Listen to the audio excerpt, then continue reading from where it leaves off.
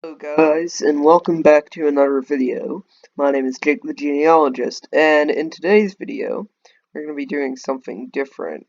So, today we're going to be doing what is called a tier list. Now, I'm probably very late to catch on to this, but, basically, what you do is you take several items, and you basically rank them on a tier list, based on if you like them or if you don't.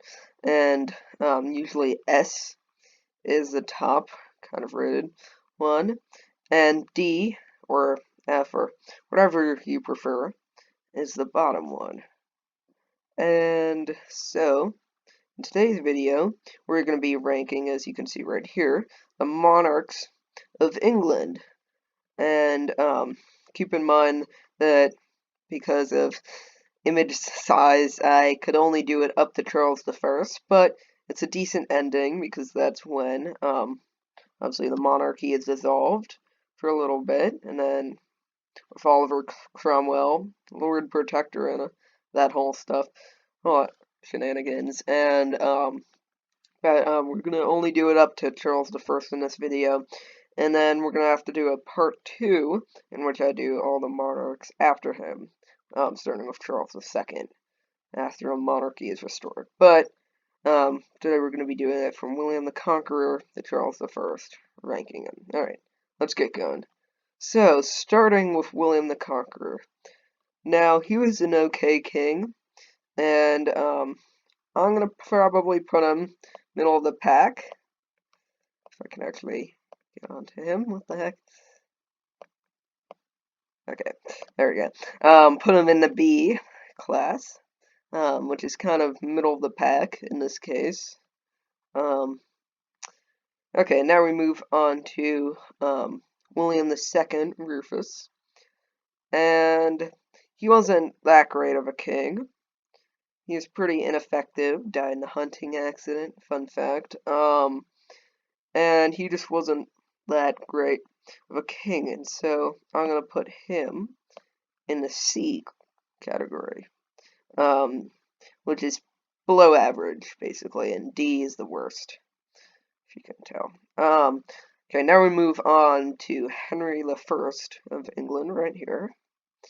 And once again, like William, I consider him kind of a middle of the pack king, so we're going to put him in the B category. So, now moving on, we have Stephen. Now, Stephen, I feel like, was below average. He really didn't accomplish much during his reign. He was kind of unpopular and just not a very effective king like William II. So I'm going to also put him in the C category. Alright, moving on, we have Henry II of England. And now, I don't think he was very good ruler. He was he's not that great of a ruler. I'd put him middle of the pack. He's alright. Okay, moving on. We have Richard the Lionheart. Now, he didn't spend much time in England. In fact, I think in total, during his reign, he spent about a month total in England, because he was over around the Crusades. Actually died in battle there, from an arrow wound. But, nevertheless, he's middle of the pack. Country was, I guess, fine under him. And then we move on to probably one of the most infamous English monarchs of them all, that being John, King of England. Now, if you've been watching my videos, you might recognize him from my first video on this channel, in which I had all the first 4 presidents and how they're descended from him. Same guy. And, yeah, bad king. Very bad king. He's my first one to go into a D class. Or category, whatever you want to call it. Alright, now moving on, we have Henry the Third of England. And he was actually one of the better kings. He was regarded as a pretty decent king. And and he ruled for 56 years, which is pretty darn impressive. And so he gets an A tier. And now moving on to Edward I Longshanks of England. He was actually like Henry III, also a very good ruler, even though he completely hated the Scots and basically tried to unite them with Britain. He was a very good military leader and just an overall strong leader for his country, so he also gets an A category. Alright, so now on to his son, Edward II, who is infamous for being a very hated king of England. He's widely unpopular, so much so that his own wife, Isabella, the she-wolf of France, actually plotted against him and had him imprisoned and eventually murdered. But, yeah, not a good king. And so he also goes in the D category, in my opinion. Not a good king at all. Okay, now moving on, we have his son, Edward III, who was a heck of a lot better than his father. He reigned for an impressive 50 years. And during his reign, he was also a very good military leader. And during this time, England was in a good sense of peace, so he luckily didn't really have to fight in many battles. But he was a pretty good king, and so I'm actually putting him as the first one to go into the S tier, which is the top of the top. And now moving on, you get your Richard II of England. Now, Richard II, unlike his father, was not very good at all. He was, like all these bad monarchs, pretty ineffective. And eventually, like Edward II, imprisoned, and in case of his death, it's a little uncertain, but potentially murdered as well, but probably just died in prison. But we're going to put him in a C category. Not quite a D, but a C. Okay, now moving on to Henry IV, Henry Bolingbroke. Now, he was an okay king, and if I were to rank him, he would probably go in the middle of the pack tier. He'd be a B. Now we move on to his son, Henry V. Now, Henry V, despite his short reign of 9 years, was actually and widely regarded as one of the best kings of England. And so, in my eyes, he gets an S tier up there with Edward III. Okay, now we move on to his son, Henry VI. Now, once again, unlike his father, he was kind of a cowardly, ineffective, not great military leader ruler. He also went completely crazy, and obviously he and Edward IV, the guy after him, were involved in the War of the Roses, which is basically a casual passing back between them until they finally settle it, and this guy wins. But yeah, so this guy was not that great of a monarch. He gets a C tier in my eyes. Not a great ruler.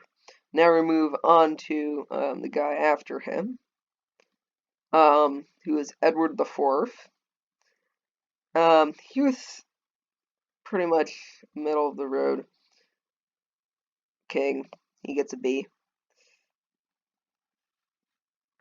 Okay, now moving on to his son, Edward V. Now, this guy, it took me a little while to figure out how to rank him, because if you don't know this already, he was crowned king, and then a couple months later, mysteriously disappeared at the age of only 12, I believe, along with his brother Richard, Duke of York.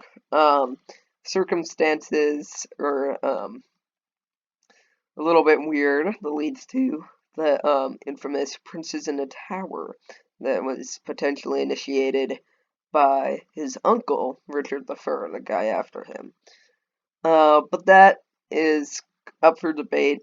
So this guy really didn't do much, even in his 3 months as king. He just basically had a regent, his mother, I believe. Elizabeth Woodville, I believe, was the regent. And so he kind of did nothing, so I'm just putting him middle of the pack. Okay, moving on to his uncle, who potentially murdered him and his brother. You never know.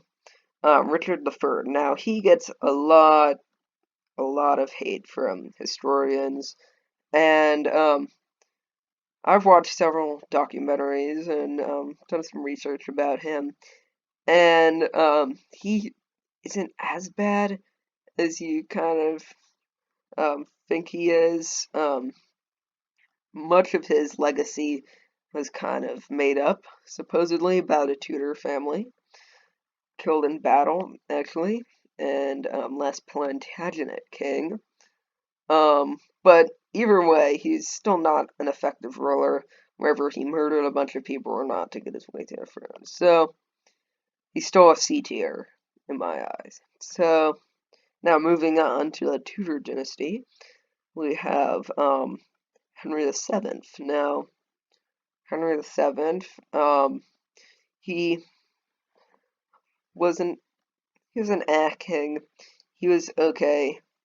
And if I were to rank him, he'd be a middle of the pack king.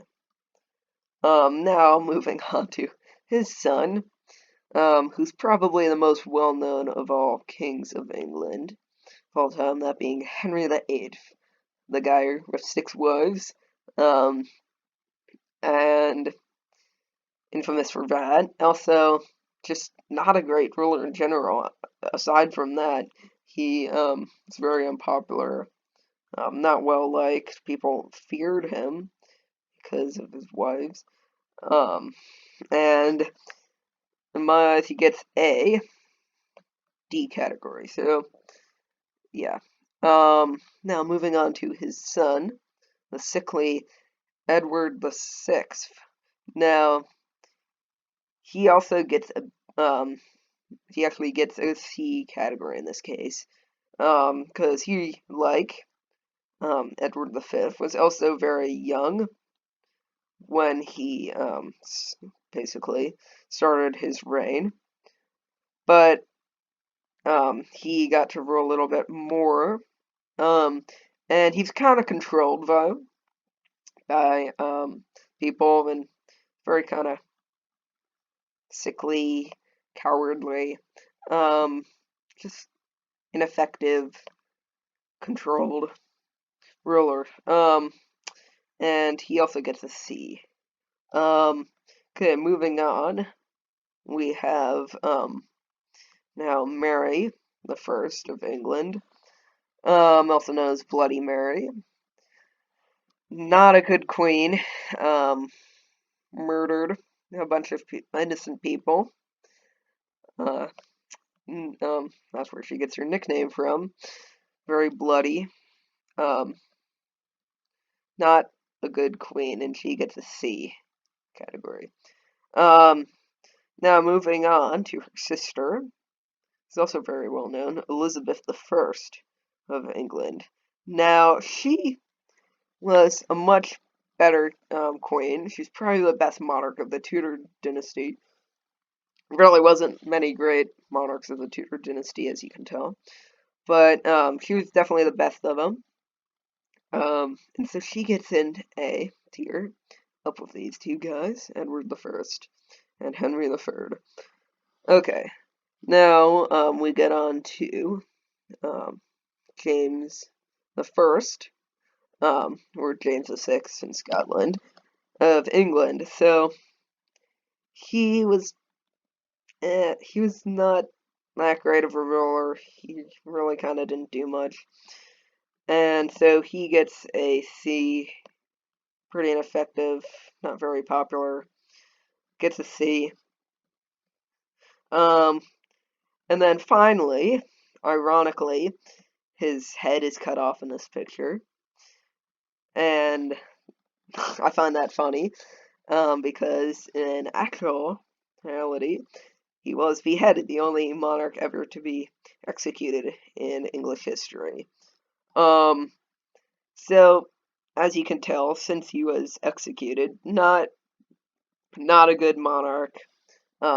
People hated him. There's the whole civil war that it caused. And basically, yeah, so he gets a C in my book. Not quite bad enough to be a D, but he gets a C. Okay, so this is my final tier list for this video. So I hope you enjoyed this video, and if you want some kind of part 2, where I feature all the people, starting with Charles II, and ending with our current Queen, Elizabeth II, please comment down below, and make sure you like this video, and feel free to subscribe. And I'll see you guys all later. Goodbye.